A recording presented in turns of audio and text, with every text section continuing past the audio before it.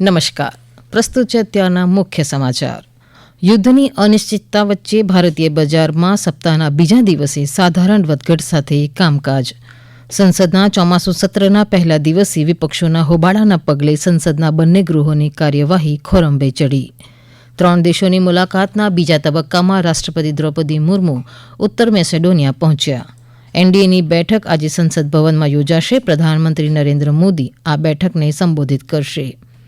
પ્રધાનમંત્રી નરેન્દ્ર મોદી 26 જુલાઈના રોજ આકાશવાણી પર મન કી બાત કાર્યક્રમમાં દેશ અને વિદેશના લોકો સમક્ષ પોતાના વિચારો રજૂ કરશે. કોલકાતામાં ચૂંટણી પંચ દ્વારા આયોજિત આંતરરાષ્ટ્રીય પરિષદમાં પોસ્ટલ બેલેટ સિસ્ટમને વધુ મજબૂત અને સુરક્ષિત બનાવવાની પ્રક્રિયા પર ચર્ચા કરાશે.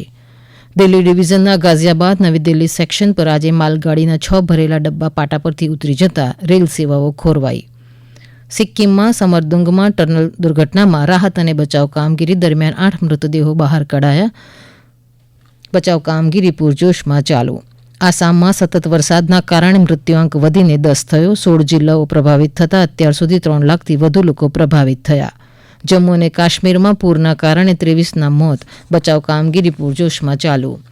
પશ્ચિમ બંગાળ સરકારે જી રામજી યોજનાના અમલીકરણને ઝડપી બનાવવા પંચાયતના અધિકારીઓ, સરપંચો અને સભ્યોને તાલીમ આપશે. રામ મંદિર દાન ઉચાપત મામલે સુપ્રીમ કોર્ટે આગામી 27મી જુલાઈએ સુનાવણી કરશે. મુખ્યમંત્રીની ઉપસ્થિતિમાં કેન્દ્રીય ગૃહમંત્રી અમિત શાહ માણસામાં વર્ચ્યુઅલી વિવિધ વિકાસ કાર્યોનું લોકાર્પણ કરશે.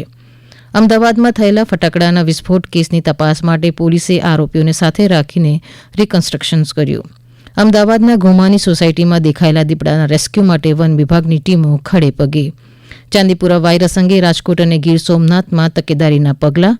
અંબાજી યાત્રાધામની ગબ્બર પર્વત પરની રોપવે સેવા આજથી 24 જુલાઈ સુધી બંધ રહેશે. પંચમહાલના શહેરા ખાતે 24 જુલાઈએ તાલુકા કક્ષાનો ઔદ્યોગિક રોજગાર ભરતી મેળો યોજાશે. અને ચાઇના ઓપન 2026 બેડમિન્ટન ટુર્નામેન્ટમાં પીવી સિંધુ ભારતનું નેતૃત્વ કરશે. હવે પછી આપ 11 વાગ્યે મુખ્ય સમાચાર સાંભળી શકશો. નમસ્કાર.